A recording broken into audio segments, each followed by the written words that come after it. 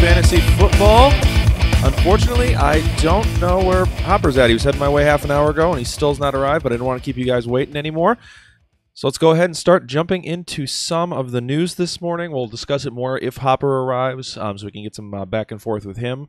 But I'm going to start just running through your questions here that you guys have been kind enough to drop for me here before we get started.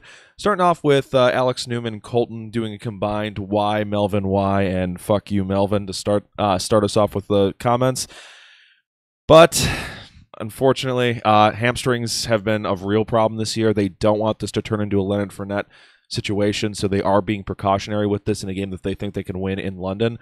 So fire up Austin Ekeler in any sort of PPR format. Ekeler immediately jumps into a top 15 to 18-ish play for me, and get Melvin Gordon out of your lineups. Hopefully you guys are up early enough to make this swap out. Starting off with the actual questions, though, moving on from the comments, we got Bobby Brown up first with Carry-On or Alex Collins in full-point PPR. No Theo Riddick. I'm actually going Carry-On this week. I like him a lot. It's a solid matchup for him, and with only Blunt and Carry-On left in the lineup for major names, I think Carry-On's going to get enough work to make that happen. Moving on, Alex Newman asks, is Detrez Newsome going to get any meaningful touches? Probably not enough to be startable, and I'm actually not sure if it's going to be him or Justin Jackson getting the work, because Justin Jackson was the one actually active last week, and he got a couple touches in that matchup, so it could be Justin Jackson. So I would not rush out to start Newsome or Jackson this week. I don't know if either one gets enough work. I think they trust Ekeler to carry the load, and it's probably going to be more of a passing game. This is going to be an upgrade for Rivers, Allen for sure, possibly the Williams twins. I'm just not 100% certain about them. Colton asks, in PPR, do you do Carry-On, Jordan Howard, or Sony Michel? In that matchup, if Michel is active, and they are, I believe all three are noon games, I'm going Sony Michel. Even though it's a tough matchup for him, he's proven it the last couple weeks that you just have to start him. And if there's any shot at goal line work, he's going to get it. So he's got the highest chance of those three of getting a touchdown. My order would go Michel, Carry-On, Howard, how I'm ranking them this week in a PPR format. Alex Newman asks, Vikings at the Jets or Bears hosting New England? That's an easy answer for me. Vikings at the Jets. They just cut Terrell Pryor, so he's gone. They're going to go ahead and drop Robbie Anderson's questionable. They got Noah Nunwa. Crowell is expected to go, but he might be limited. They're just missing enough offensive weapons with a rookie quarterback against at least okay defense. There should be enough pass rush there to get a couple sacks, force a turnover or two, and I definitely like the Vikings more than I like the Bears having to face Tom Brady, who's gotten into form here. Colton wants to know, start 2 in TPR, Mark Ingram, Latavius Murray, Adrian Peterson, Carry-On, or Smallwood. I'm going Latavius Murray for sure. Jets are an okay run defense, but Murray should see 80 to 85% of the touches in that matchup, so he's a great pick. And then Carry-On in a plus matchup against a weak Dolphins run defense. They are still bottom 5 against opposing running backs this season, and Carry-On should get a majority of the load. Colton shouts out as well for going solo. Thank you very much for the shout-out. I appreciate that. It's tough getting up early this morning. I am drinking iced coffee and trying to get through this. Bobby Brown wants to know my thoughts on Yeldon this week. It's not an easy matchup. Front seven for Houston's been fantastic so far this year. Clowney and Watt are both playing out of their minds. So I've had a few opportunities where I've gotten to go away from Yeldon, specifically one league where Hyde getting traded over to Jacksonville was able to free up Chubb. So I swapped Yeldon down for Chubb. I still got him as a running back 2, but it's just a lower running back 2, and you may be able to find somebody you like more this week. Carry-On would be another name I'd start over him. I'd start both of the New England backs. So yeah, hopefully that answers that question for you. Let me know if you have any more questions on that, Bobby. All right. Questions have stopped for a quick moment here. I'm going to go ahead and run through some of the additional news in case you guys have missed it. And by the way, 100% recommend getting an app on your phone that pushes alerts to it, whether it be SleeperBot or any of the other applications that can do that. I think RotoWorld has one, ESPN, The Score can all be set up to push notifications for inactives or player news. Melvin Gordon is not going today. Makes Austin Ekeler a top 15 play. Get him in your lineups. Love him in PPR leagues. Standard, maybe closer to probably running back 18. Other news for the day, Gronk got confirmed as inactive late last night, so get him out of your lineups as well before the noon games start.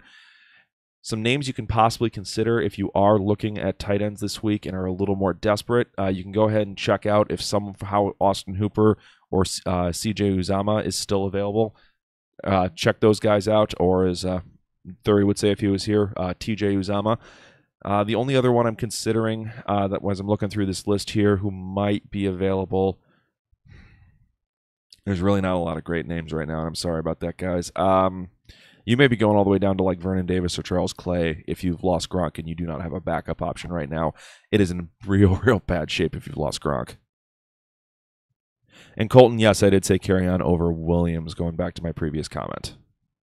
Or carry on over Ingram, sorry. All right, some other news. We're not expecting Chris Thompson to go this week. It is just going to be the Adrian Peterson show against Dallas. This is not a great matchup against the Dallas Cowboys defense. This is much better this year than they were the last couple of years. But Peterson is still a solid start here as a mid to low running back too. He's kind of in that same group as Yeldon where it's a tough matchup for him, but he should get the majority of the work. Back to Yeldon real quick. I don't expect Hyde to take many touches at all. Even if he plays, he'll just be there to spell him.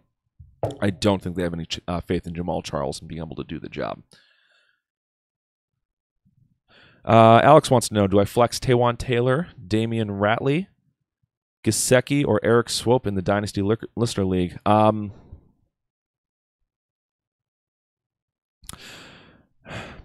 I think I'm going Taywan Taylor. Speed has been the best thing against the Chargers. Damian Ratley, in fact, had a pretty solid game against them as a speed guy just last week. When the Chargers played the Browns. So Taywan Taylor's my play here. I don't love it. I don't really like any of those options, but I have zero faith in Swope or Gesicki to produce consistently, and Ratley I think was more of a one-time thing than anything consistent.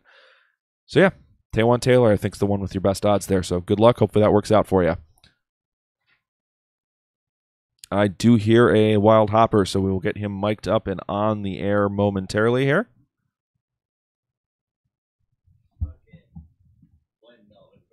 Blame Melvin Gordon. Hopper wants to blame Melvin Gordon for the trouble. Go right ahead. Are we live? We are live. It's completely Melvin Gordon's fault. I got up to leave the hotel, and my dog started barking. So I go to use the restroom and look at my phone and have a sleeper bot notification that Melvin Gordon's not playing. And Melvin Gordon is my running back 1 in at least 4 different leagues. So I went all into a dizzy. All right. Edward wants to know, would you play Justin Jackson or Dion Lewis? And this is with the news that Gordon is out. Oh, probably Dion Lewis, just because I don't know what Jackson's role is going to be. Yeah, I don't know how Newsome and Jackson is going to break down there. We've not seen enough usage from either one to really project that. And Eckler's the only one I'm comfortable with there right now. We sacrificed Melvin Gordon's hammy for Hopper's voice.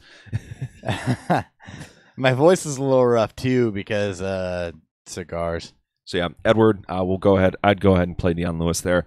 The passing back has been the better of the two against the Chargers in the majority of their matchups, so he should be safe for you. Duke Johnson actually just had a pretty nice game against him last week, and I expect they'll use Lewis similarly. Yeah. Bobby Brown wants to know, Collins or Yeldon in full PPR? I'm definitely going Yeldon there. Yeldon for sure. I barely have Collins as a running back, too, this week. It's not a good matchup for him. Yeah, I'm disappointed I have to actually start him someplace.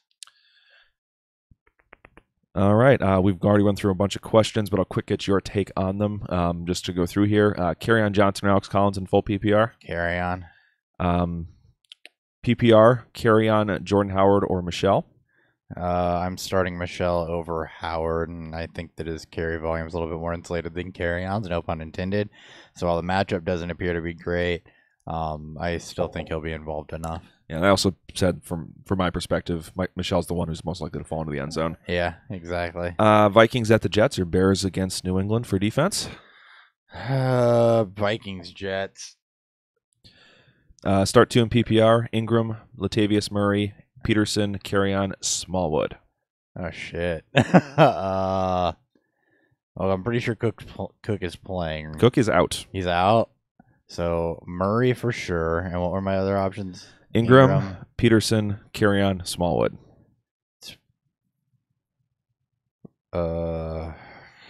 Damn. Probably Peterson, but I don't feel especially good about it. I said Kerryon myself just because there's no Theoretic this week. Yeah. That does help. Oh, I actually missed this question couple more earlier. targets. Colton wanted to know Ingram or Ebron in PPR. Ugh, Ebron. I don't think you can bench Ebron right now. I don't think you can bench Ebron either. And Ingram was my sit of the week. So. Oh, name I don't think I have seen before. Danny Messi wants to know Josh Gordon or T.Y. Hilton at 1.25 PPR. Oh man, I think with the target volume, I think it's Gordon. Gordon, yeah. Plus, Hilton is coming off the hammy. Those are possible to re-aggravate, so he could leave early. Yeah. He should be fine. But yeah, I'm going to go ahead and say Josh Gordon there. That's my that's my first Josh Gordon recommendation I've given to a listener question this year. Floor Killer wants to know, before he vomits, Jordan Howard or Duke Johnson this week? I think that's easily Duke Johnson. It's got to be Duke Johnson. With Hyde gone, you got to figure Duke is going to get at least a crack at it. He's going to see an additional 2 to 3 targets. Chubb's still going to have to earn his way to being the every down starter. I mean, they were only giving him 3 carries a week, which isn't necessarily an endorsement. Yeah, and then on top of it, we just saw what Cohen did to this Buccaneers defense, and Johnson's a very, very similar type back. Right. So if Hugh Jackson and Haley have any brains about them, they're going to try to use Johnson in a very similar way to attack that Buccaneers defense. Yeah, thanks for the question, Danny. I'm proud of you guys for showing up here. We got 12, 13 people watching at 8:02 in the morning. All right, that's pretty good. So. East Coasters not quite as impressive, but still glad you're here. If any of you are West Coast, that's awesome. Yeah. We did get the official confirmation. Gronk is out. He was listed as doubtful, so he is officially going to miss this noon game here. That's even better for Gordon. This would be big news for the Rams receivers. Richard Sherman may actually not go today. Yeah, that'd be really good for Robert Woods. Apparently Woods is kicking into the slot, so this would be more for Cooks or Reynolds. Reynolds, probably Cooks in that. Well, no, I think it would be Reynolds because Cooks generally runs on the left. Yeah, and Sherman covers the right. Yes, exactly. Well, that and just from a matchup standpoint, I don't think you're putting Richard. I think you'd put Richard Sherman more on the physical receiver than the burner. No, Sherman's a one-side guy. Right.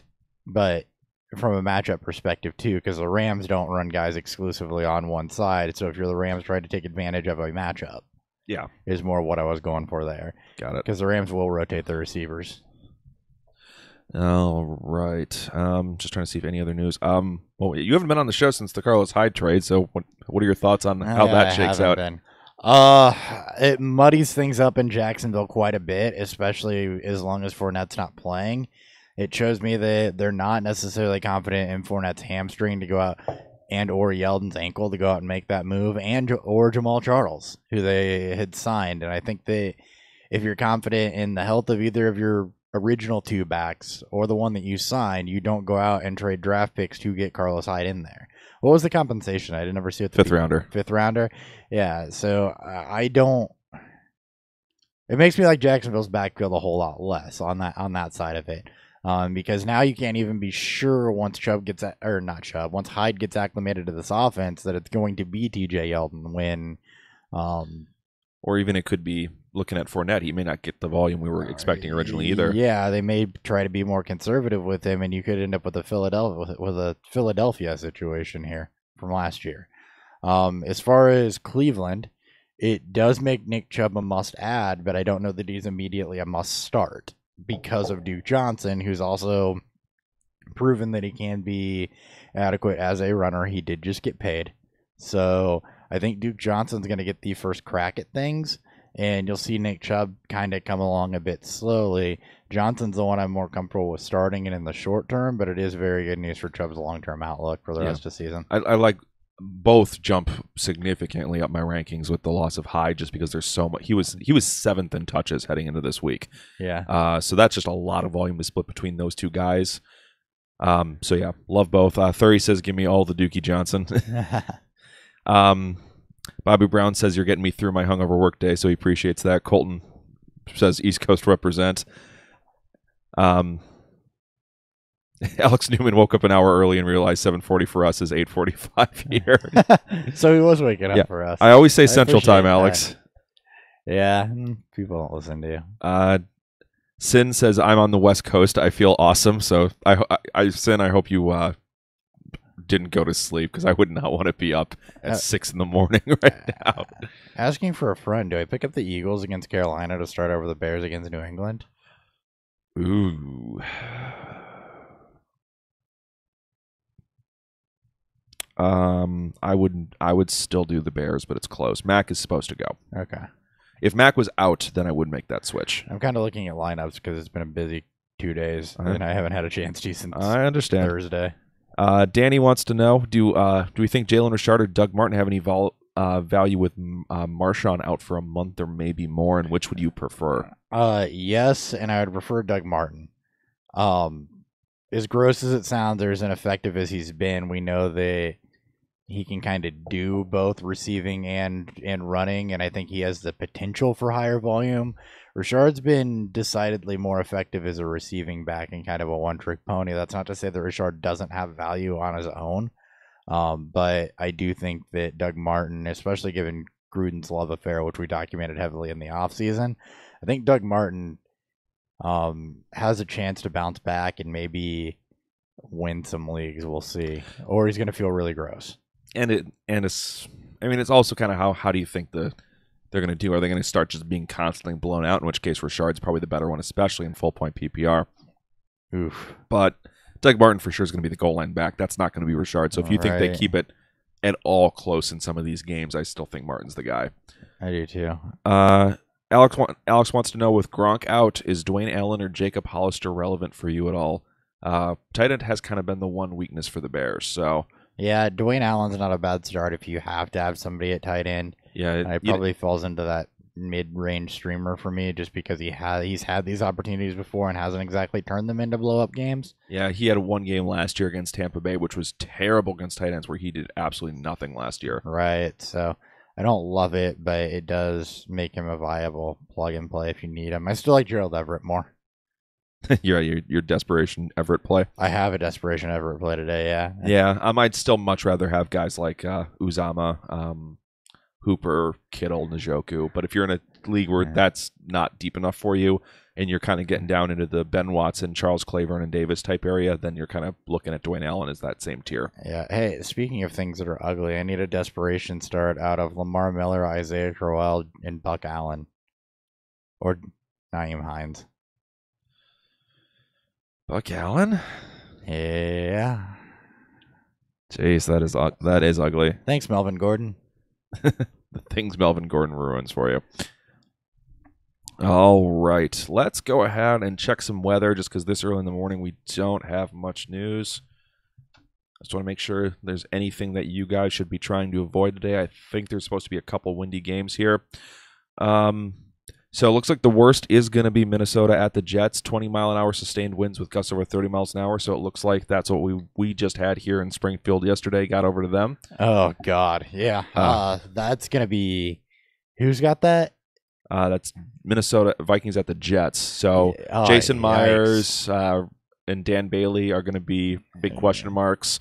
That's gonna screw. That's bad enough to screw up the passing game too. At least a little bit. At least a bit. Yeah. I mean, they're in a stadium, so that should help some. But that's definitely something to be aware of. Other games to be aware of: Houston at Jacksonville has some chances of some thunderstorms. So that's just something to be aware of with Houston's deep passing game and the kickers there.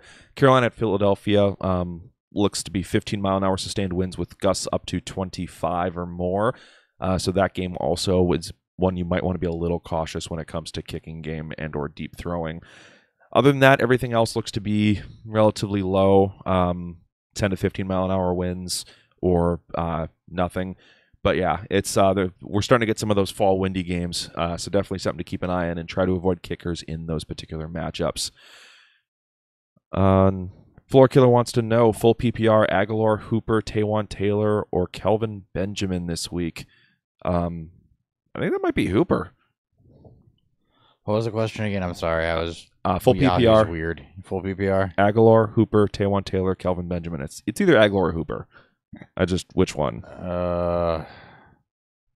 Hooper, I guess. All right. Alex Newman I don't feel great about it, but Hooper. Alex Newman says it's definitely cold here in Philly. Could rain a bit. Richard Lopez wants to know Eckler or James White in half PPR. With the show to himself, I think it's Eckler. It's got to be this week. Bobby Brown says, beware the Elliott curse, because we have confirmed live studio audience is starting 2 shares of Elliott this week. Yeah, and there's some wind. And there's wind. It's prime conditions for the curse to take effect. Yep. So Jake Elliott may be looking at a possible Deadpool consideration this week. Keep an eye out for Elliott. Yeah, they won't cut him, but... All right. Any other news I got to cover here before I go couch nap to this London game? Because I am definitely bushy-eyed and bright-tailed right now. Yeah, I gotta take a run back to St. Louis. Well, I'm not running, but you get it. How about the news that the Dolphins have spoken to multiple teams about moving Devontae Parker? Yeah, they should. It's obviously not working out there. He's not developed into anything that they thought he would. I don't know that there's going to be some huge compensation, and I don't know that when he goes anywhere that I'm necessarily going to feel fantastic about him initially. I don't think you can do anything with him in Dynasty. As always, landing spot does matter, but there's not really anywhere, or Buffalo maybe, but to me that's just another wide receiver in the mess. And the chances of him being traded in division is very, very low. Slim, exactly. Yeah, it's landing spot's going to be tough for him, but he needs a new location to try to recover his value. That's his only hope at this point. He does. Whether it's he gets cut this offseason or he gets traded, he needs to go somewhere else to try to fix this. Because it's not going to happen in Miami. Looking ahead to some of the Monday night games here, because we don't have as much news out for them, it looks like Sanu and Ridley are both going to go for the Falcons, so they should have their full complement of weapons. Makes Ryan an even better start than he already was. Yes. And then we should see the return of Evan Ingram this week. He should be fully set and ready to go. Good. Other piece of news from yesterday is Terrell Pryor did get released. The rumor is they may try to bring him back when he's healthy, but they didn't want to waste the roster spot on him. Well, that makes perfect sense to me. Also, not wanting to waste a roster spot on a guy that you're probably not going to, not being used because he's hurt. And I think if I remember right, his contract had basically no guaranteed money on it, so it was a situation where they could just cut him.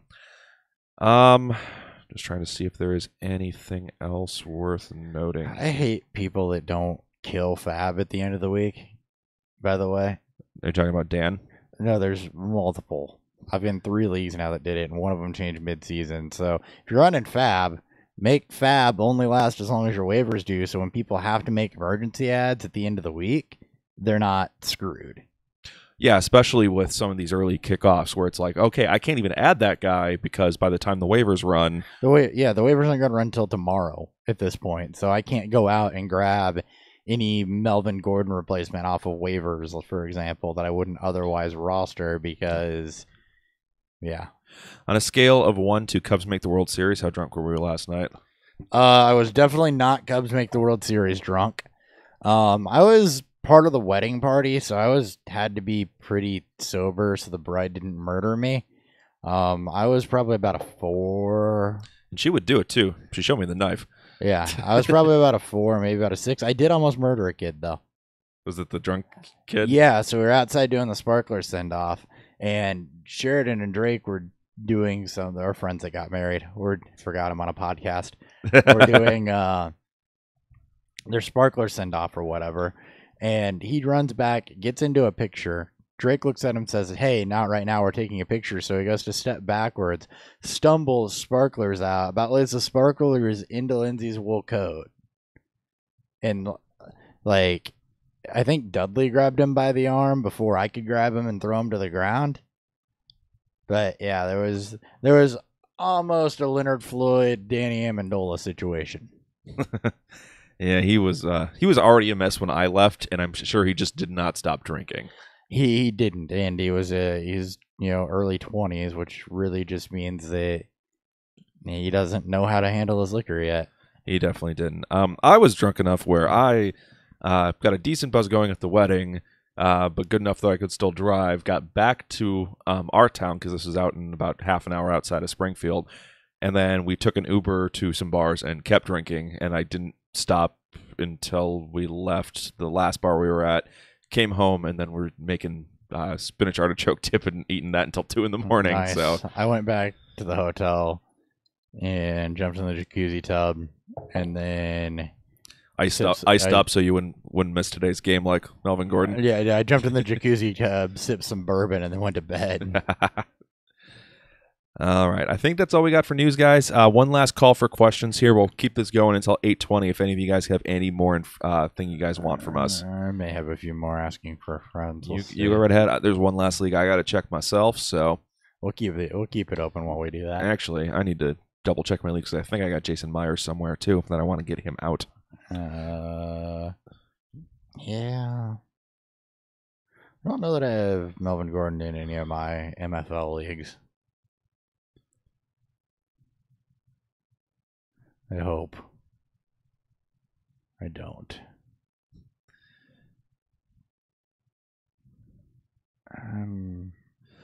Eckler or Mike Evans in a standard league? Wow, that actually is kind of an interesting question because yeah, it is. Screw it. Because Evans should get Denzel Ward. Yeah, start Eckler. Yeah, I'd go Eckler. He's been really good at scoring touchdowns too. So, Kenyon Drake or Matt Breida? Breida. Ito Smith or Kenyon Drake? Ito Smith or Kenyon Drake? I think I'm going Drake. The run defense for the Lions they've been running allowing 6 yards an attempt or something absurd. I should have just done it this way. Pick 3: Matt Breida, Isaiah Crowell, Kenyon Drake, Ito Smith, James White. James White. Okay, I've got White, Drake, Breida right now. Yeah, that's the thread I'd roll out. Sorry, asking for a friend. That's fine. Ask away.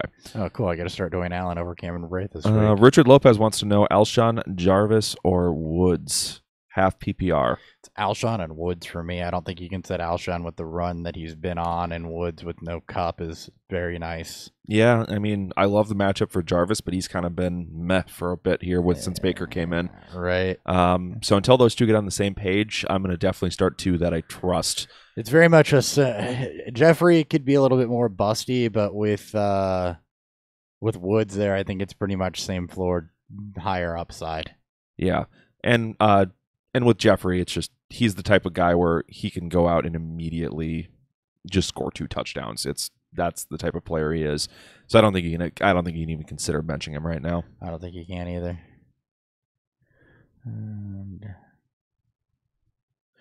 So, back to your point on the proper way to set up scoring. I think it's definitely you want to go, or for waivers, the way to do it, you do run Fab. I 100% support that. Yeah, always do Fab. You need to allow $0 bids.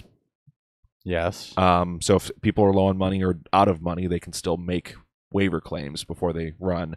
And then as soon as people run through waivers, they should be free agents.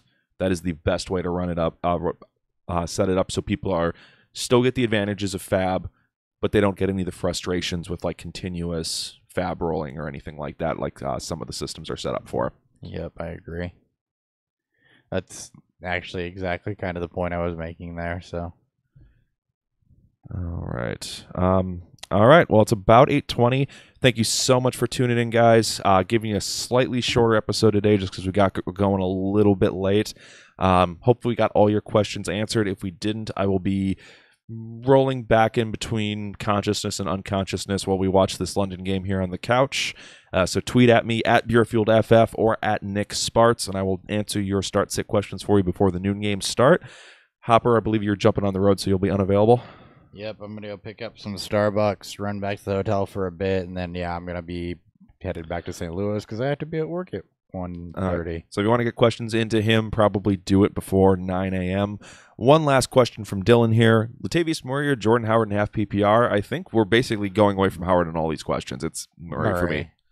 Yeah, it's not because of New England. It's because this is going to be a throwing matchup. Now, if you're asking me Tariq Cohen on a lot of these, he would probably be the answer. I like Cohen this week. I like Cohen more than I like Howard.